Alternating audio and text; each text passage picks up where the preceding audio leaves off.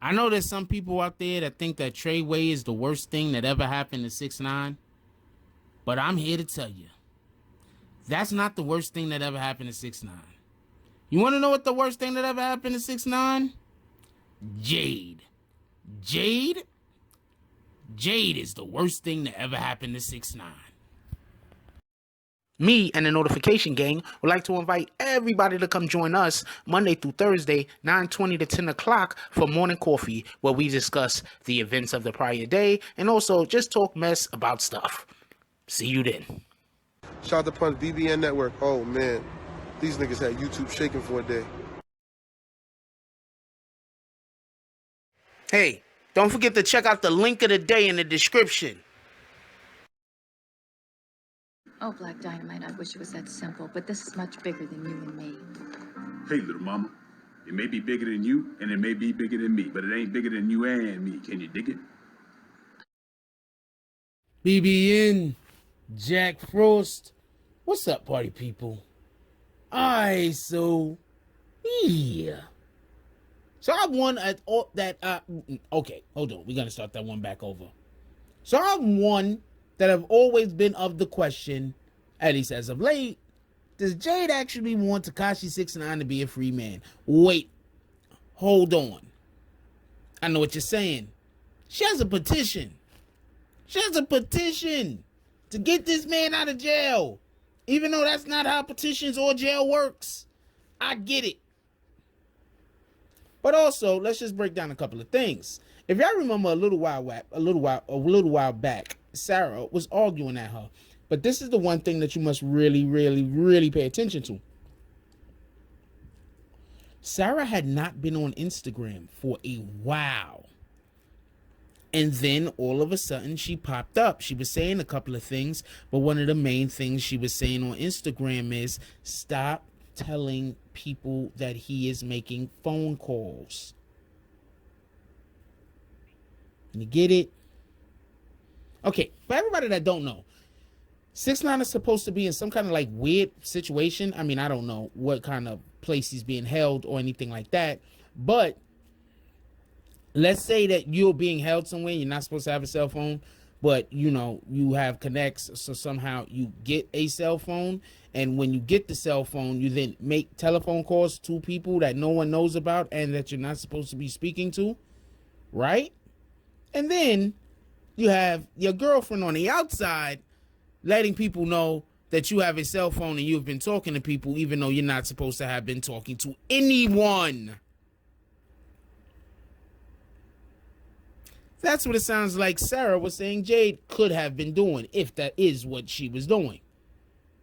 Why are you telling people that he have a telephone? Why are you telling people that he's contacted people from the outside and you know he's not supposed to?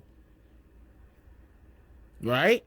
Okay, so let's say that's the first egregious error I'm gonna say. That's the first thing that's egregious, right?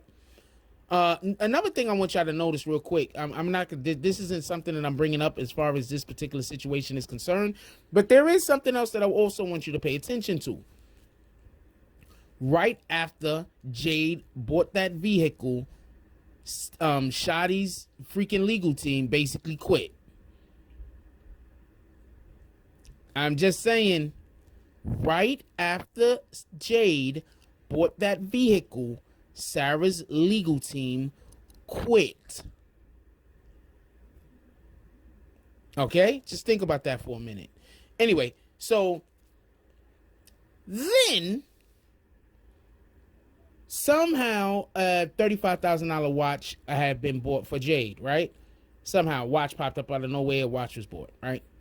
So after the watch was bought, then the car was bought, or whatever the case is, right?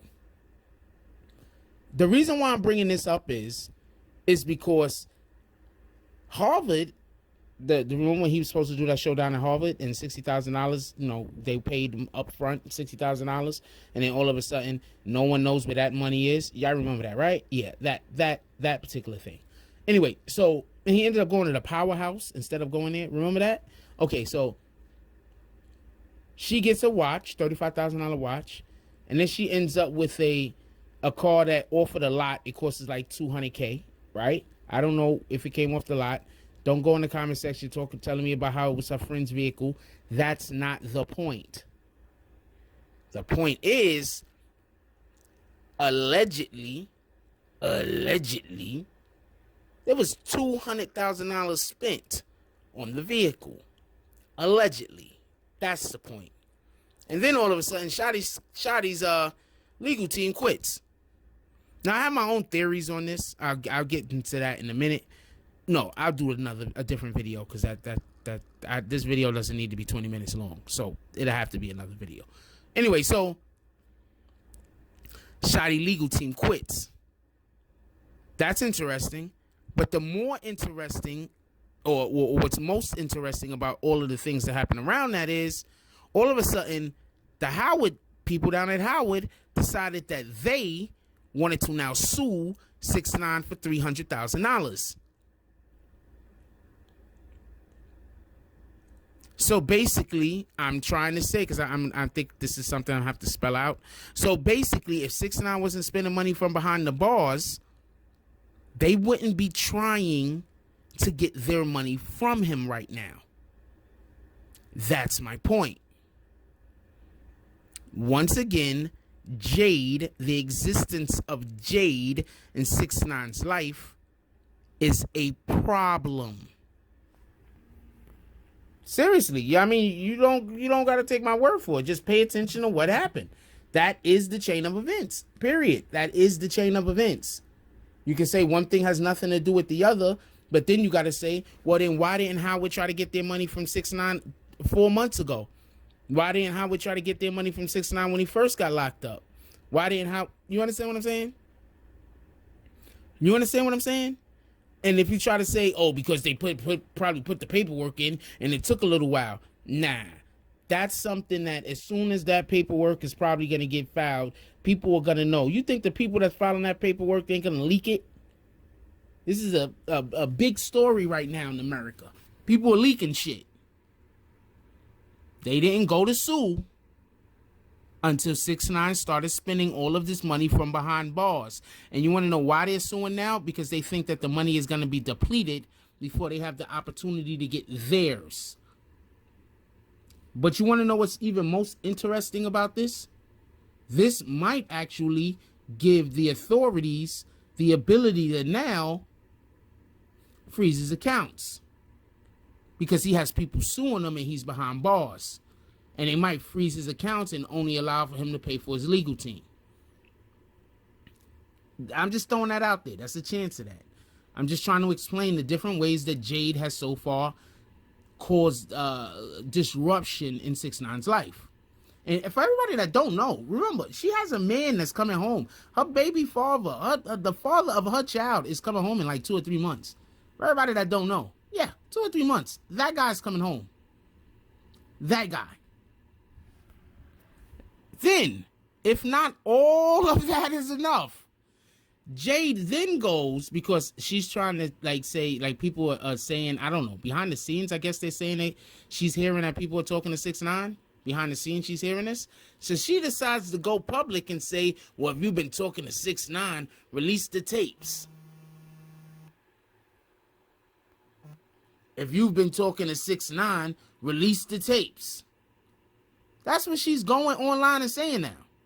She's telling people that if they actually have proof of them talking to 6ix9ine, which would be most likely a crime of some sort, or in the least bad for him, and he's going to get reprimanded in one way or another, she wants people to release these tapes out into the public so everybody can know about them. Shout out to DJ Academics for calling her out on that bullshit.